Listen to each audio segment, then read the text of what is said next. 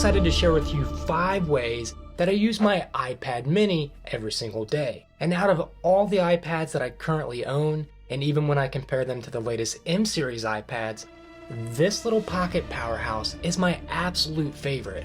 There's just something about the smaller form factor that's perfect for my day-to-day use. With the decently powerful A15 Bionic chip and, in my opinion, a perfectly sized 8.3-inch display, the iPad mini packs a punch. Whether I'm being productive, staying entertained, or getting creative, this device has become an essential part of my daily routine. By the end of this video, you'll see why this little gadget has won me over and why it might just become your favorite too. So let's dive in and explore 5 amazing ways that I use my iPad mini every day. At number 5, we have consuming content.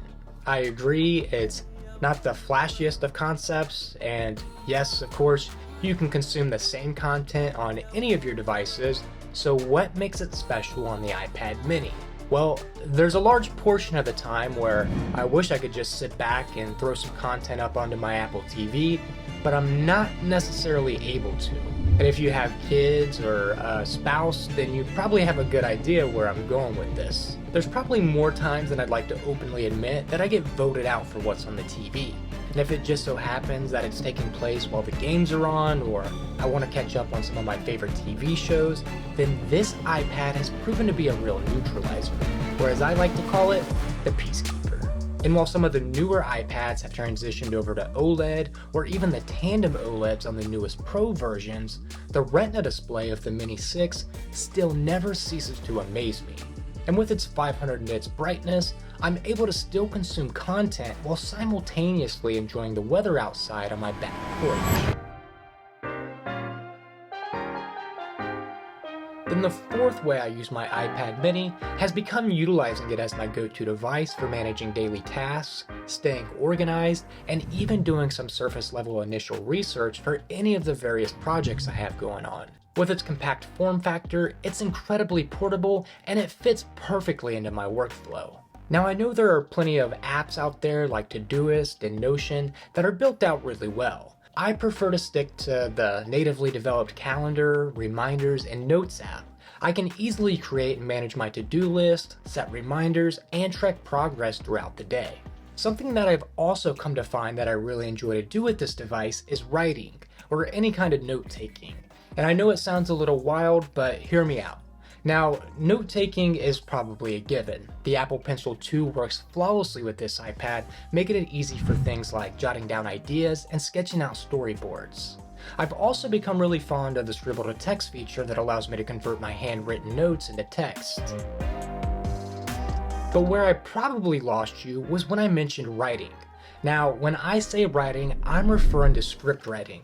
In order to create content for this channel, I try to script almost everything out to make the process smoother from the original thought transitioning to the finished product, and that normally requires a lot of typing. And if I had to put a number on it, I would say that somewhere in the neighborhood of 70 to 80% of that typing takes place on my MacBook, but the other 30% or so takes place on my iPad mini late at night while I'm laying in bed. And again, the screen size is just right, big enough to comfortably write on, but small enough to be portable and easy to handle. Coming in at number 3 is gaming. In the past few years, the popularity of mobile gaming has skyrocketed, and I would include tablet games under that same general umbrella. And I, for one, am not immune to that popularity. The A15 Bionic makes the iPad mini just as powerful as it is portable. And by no means am I suggesting that any iPad out there is currently able to compete with a dedicated console or PC, but they are fun to tinker around with, especially if you're going to be away from home for an extended period of time, allowing you to game from anywhere. Now you can pair your PS5 or Xbox controller to your iPad for any gaming, but what I've been doing more of as of late is using it to launch the PS5 Remote Play app.